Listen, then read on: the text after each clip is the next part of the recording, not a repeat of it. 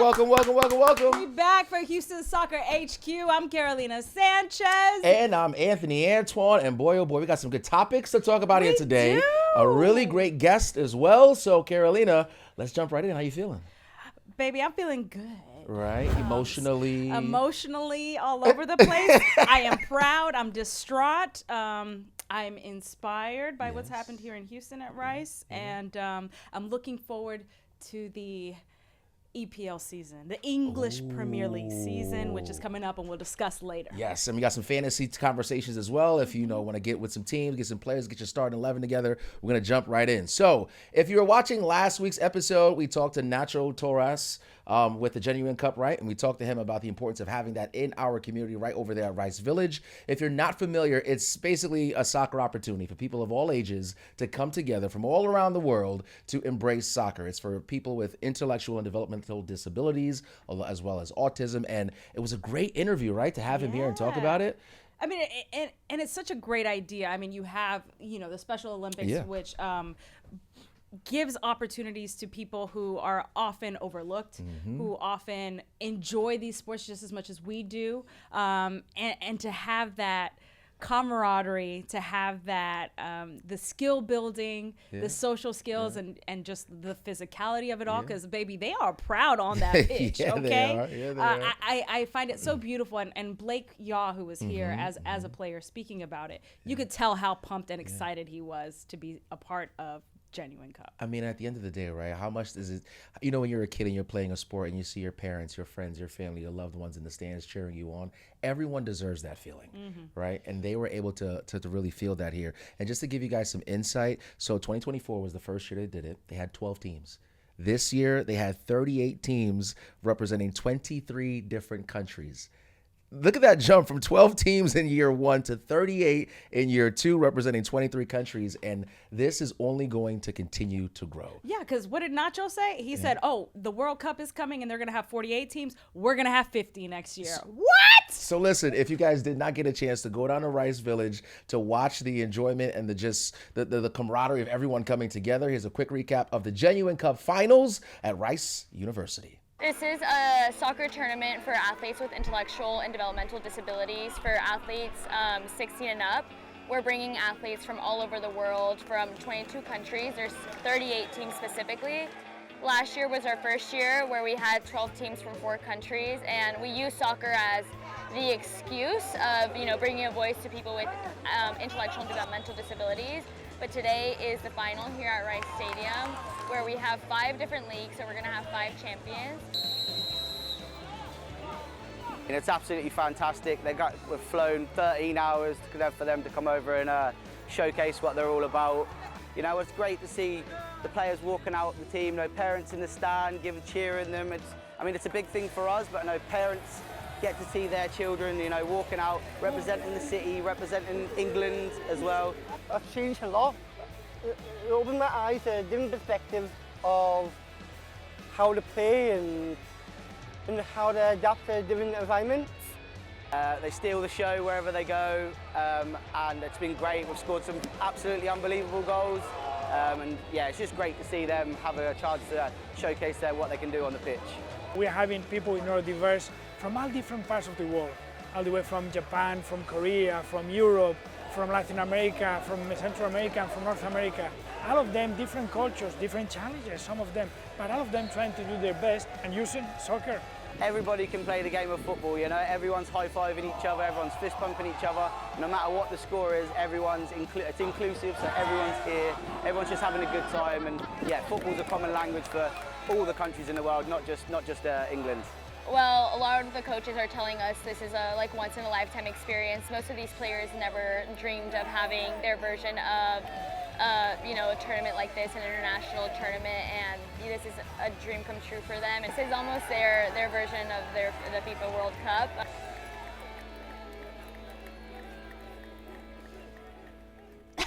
I'm crying, Anthony. Crying, need some tissue. It's beautiful, right? Bro, that's so beautiful.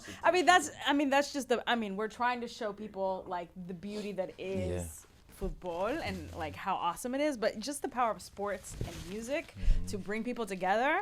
but to see how much fun they had, how they enjoyed it, how special. Oh, that was so nice. And you know, for me, like as I was watching it, like, so my nephew has autism. Yes. And you know, as when you're a family, you know, and you just want, I just want the best for my nephew. You know, my sister wants the best for him, and it's like finding things that he responds well to can be difficult.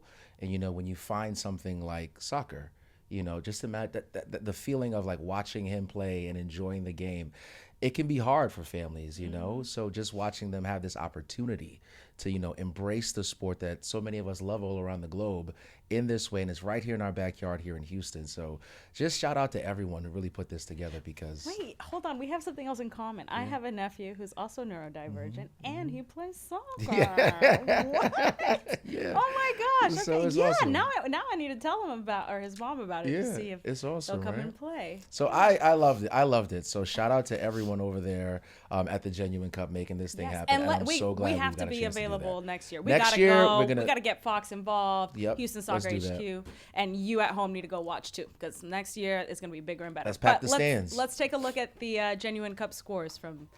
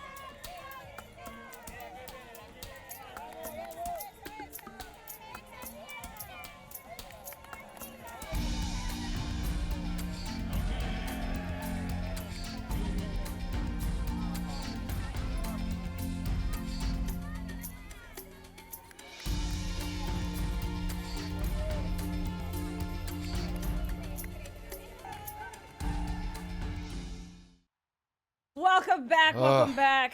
We love it. We love it. Give us all the feels when we're talking soccer here in Genuine Cup. Good job. Well, I've got other feels. Yeah. You know, last episode, we ended the show. We were talking about the Women's Copa America final between Brazil and Colombia. But, you know, Carolina was very confident that Colombia would win. And I said, Whoa. I will never do that. I will never do that. You know, I will talk a lot of smack. Okay. But I don't think I said Colombia was going to win. I said Colombia.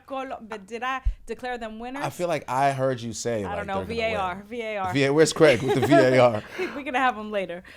Listen, heartbreak. Yeah. Heartbreak Hotel. But it was actually an amazing match. I mean, it ended 4-up. They went to penalties. And Brazil just scored one extra. Now, Marta, captain of Brazil, GOAT. who I thought had retired from international play You last probably wished World Cup. she retired I because- wish she retired.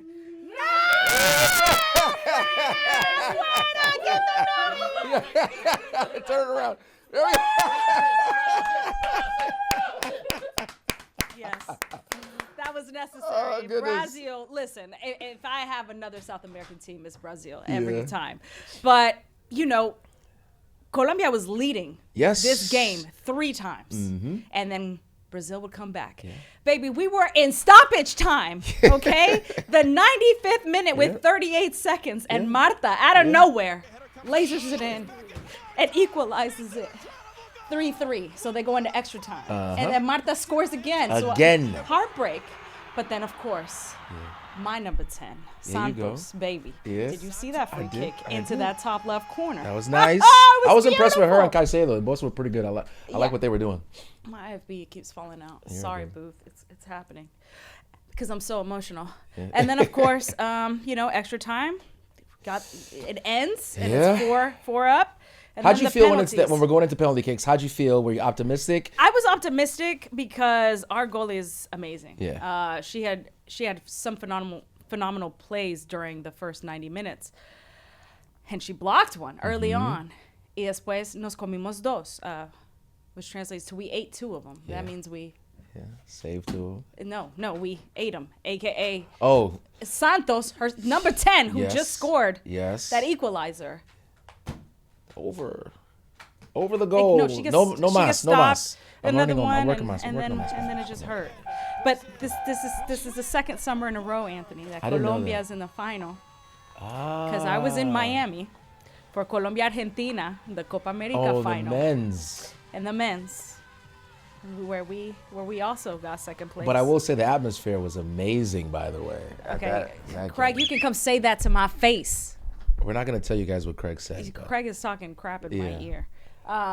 So you heartbreak 2 summers in a row. Yeah, but you know what? I'm not that heartbroken because, like, Colombia to go head to head with Brazil, especially the women's team. This is unheard If I'm being of. real, like, so I actually had to catch the replay. So I came in like the 91st minute. So I saw from that point on.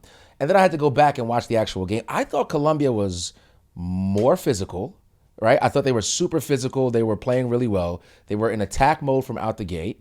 And then it just seemed as though like they weren't supposed to be there. Like when they had the lead every time, it didn't seem like they were like trying to win after that. It kind of felt like they were trying not to lose. And you know what I mean? I just didn't feel like it was like they had it. But every time I'm like, okay, they came back, go back and forth. And then all of a sudden, when it came to penalty kicks, I could have sworn that would have been it. But I had Colombia winning it because I just felt like, you know, they had the momentum time and time again and kept overcoming. But then it just didn't work out that way. I feel bad for you. No, I estoy bien orgullosa. Súper orgullosa de mi equipo. Like, It was I'm- good for the game, too, No, for the no. women's game. That was No. a very entertaining game. Yes, very good. I'm excited for their future. All right, well, we got to take a look back Yes. at an interview that we had with one of the past U.S. men's national team captains, Carlos Bocanegra. We had the pleasure of talking to him. So let's take a look at that interview. Sushi's going to take this Bocanegra's forward. Cameron's in there as well. And Dempsey! And yeah, there's the equaliser. It's Bocanegra who put it in the end, I think. Relief all round. 2 goals in the opening 10 minutes. I'm here with Carlos Bocanegra. He is a U.S. men's national team legend. He was a captain for many, many years for that team as a defender and had what? How many caps? More than 100. Got 110. 110. Yeah. Dang. And played in 2 World Cups, 2006 and 2010. So you know a thing or two about a World Cup. Yeah, a little bit. And playing on an international pitch. Yes, yes. So how big is this sporting event that's coming to the United States, Mexico, and Canada? So it's amazing. We'll have over 1 billion people watch the tournament, and it brings people from different countries, different cultures together through the sport of soccer, which is fantastic. But it's just, obviously the Super Bowls are huge, and Houston has had, their fair share of big events with the Super Bowl, the Final Four, and you guys do a great job of hosting. So I think it's going to be pretty amazing when this city gets to see what happens when a World Cup comes through. Yeah. Because while it's very similar to some of these events, it's also going to be very different and very international. Yes, I mean, it's like a pilgrimage Yes. from all over the world that's coming here. What's it like to be playing at that level? It's amazing. Like, you understand the significance and the magnitude of the event with so many people watching, not unlike the Olympics where you're going out there to represent your country. And, you're hopeful to make your country proud and bring some joy and happiness to your country. So you feel that on the field, and you feel that going into the event and all the hype around it. And so to be able to go out there and do that on the stage, it's, there's something that sits on your shoulders a little bit. And you think about that because you don't want to disappoint, right? You want to go out there and show well and represent your country at the highest level. And so it's a pretty amazing feeling. Yeah, I mean, I feel like we're still growing the game here in the United States. You've had the pleasure of being able to play for clubs all over Europe. Do you feel a difference in the stands when you're playing for your national team versus a club team? Yes and no. I mean, each atmosphere is a little bit different, right? When you're playing at home for your national team, right, you have the whole crowd behind you, similar to your home match for your club team. On the road is very different. Whether you go down to South America, Central America, Europe, you get to experience kind of all these different vibes and stadiums, and sometimes the water doesn't work very well in the shower, and the locker rooms are smaller, but it's okay. It's just part of the sport, and I think that's a little bit of the beauty. Is like, anybody can meet anybody, and doesn't matter the size of your country. Uruguay only has a couple million people in their whole country, and they're a fantastic team. So it's really cool that, you know, there's just always competition, no matter where you're from. All right, so speaking of the teams, what do you think the current U.S. roster needs to do to be successful in this bigger tournament that we've ever seen? Well, they're going to have to figure out a way to come together and become a team over these next 12 months. It's challenging because you have only the Gold Cup, which obviously not all the top guys are going and going to be a part of that roster. Yeah. So then you're only going to have a few friendly matches leading up to the World Cup. So it's a challenge. So it's a blessing to host the tournament on your home soil, but also it's a little bit of a challenge getting the team prepared because the competitive matches just are not going to be there leading up to the tournament. So I think that's going to be one of the biggest challenges, to bring coming together and becoming a team with all their guys there at the same time, multiple times to get some rhythm before entering the tournament, and we'll see what happens. And it's always better to play together and really build that cohesion. I mean, we have some guys out because of injuries, and we have some guys out because they're choosing to play in the Club World Cup, which is brand new, and obviously they're playing at, you know, at a top tier. Is that a mistake that they're not playing in the Gold Cup to be with their other teammates, to build that rapport, that chemistry? Yeah, I think we won't know that answer until after how we show at the World Cup next year, to be honest. And so it is difficult when you have a long season. We don't know what's going on with Pulisic, or we don't know what's going on with these other guys in their minds, and if they need rest, or they've had injuries, or they have other things going on. So it's hard to tell, and from the outside kind of chime in and just, you know, and try to pretend like we know what's actually happening in the big picture. So we'll see, but I think the World Cup will be telling that, hey, did we need to have the guys together a little bit more, or that was a great strategy, we got them some rest, and now we're flying for the World Cup. So I think we'll see. So only time will tell. Time will tell. Only time will tell. All right. Any favorites outside of the U.S., or are you just Team USA? Oh, and obviously it's fun, man. The best players are coming from around the world, and I like watching France. I really enjoy their style of play. Obviously, defending champs, Argentina is going to be here. You know, Brazil. There are so many teams. They're fun to watch, but you know, maybe some underdogs that come out of Asia or Africa or something like that. Will be we'll see who rises to the top. Yeah. And what do you think about the expansion of the tournament? Yeah, it's cool. I think it gives more people an opportunity. You know, hopefully we don't have games where there's like lopsided scores, but I think the global football has kind of closed the gap a little bit. There's still some top teams out there, obviously the legs to teams like Brazil, etc. But I think most countries have closed the gap and invested in their development and academies and infrastructure, and so everybody should be pretty much on board. All right, you already talked about Houston and how great of a city it is. What do Houstonians need to know before the world converges on this city? I just think, like I said, you guys have done an excellent job. I've been here. I was at the Super Bowl. You guys did a fantastic job with that. You guys have hosted big events, but this is an international event. And I do think with Chris Canetti at the helm, with his soccer experience and just, you know, his understanding of the different cultures and what the soccer community asks for, I think he's going to be a great steward for this. But you know, it's going to be crazy. It's going to be people from everywhere, and I think the fan fests are a fantastic way to, like, even if you don't have tickets to the game, you go out there and you're a part of the atmosphere, and you're partying with someone from Colombia or Ecuador or Sweden or Japan, and everybody's, you know, finding their way together. And I do love that about this sport, that, you know, people from everywhere come together and bond through one common thing, which is soccer, and it brings the world together, which I think that's pretty amazing about this sport. So I think that's something that Houston can look out for. Awesome. Thank you so much, Carlos Bocanegra. Thank you for kicking it with us. Donovan Goodson, a lot of movement there. Driven into the box, a flicked on header, St. James, and stuffed in by Carlos Bocanegra. The United States are up. I got chills, low-key. I got chills. Most goals by a U.S. defender, right? Yep. Yeah. Yep. 14, I think. Listen, I mean, what he said is true. Only time is going to tell if, you know, the decisions that have been made by the U.S. men's team, you know, pay off in the World Cup. And there's been a lot of the same conversation, right? We talked to Carlos, Alexi Lalas, and also Tim Howard, and it's pretty much the same thing all around the board. Yeah. Time will tell. We'll see what goes on. Will these guys be ready? Will they be ready? And will you be ready, Craig? So everyone, this is Uncle Craig. Yay, the curmudgeon. The curmudgeon Craig. What's up, Wait, buddy? where am I at? Nothing. I'm doing well. You doing well? Yeah. I'm So gonna have Craig to get. works- Go ahead. No. Tell him what. Okay, I'm gonna have to get introduce used to yourself. this TV thing. I've never really. don't. So I Craig is see what behind you're the scenes, doing. usually doing all the video you just watched with the Genuine Cup. The graphics works with our interns really well, but he's really a soccer mind.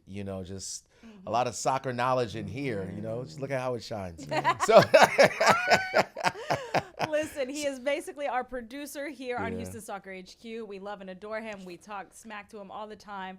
But I think with this next topic, he's going to be the one talking smack to me and Anthony. Well, it's 'Cause easy. We are gearing up for the English Premier League season. y'all aren't And Craig good. has a fantasy league that he's invited us to join. And we are begrudgingly, Yeah. hesitantly, Being drug.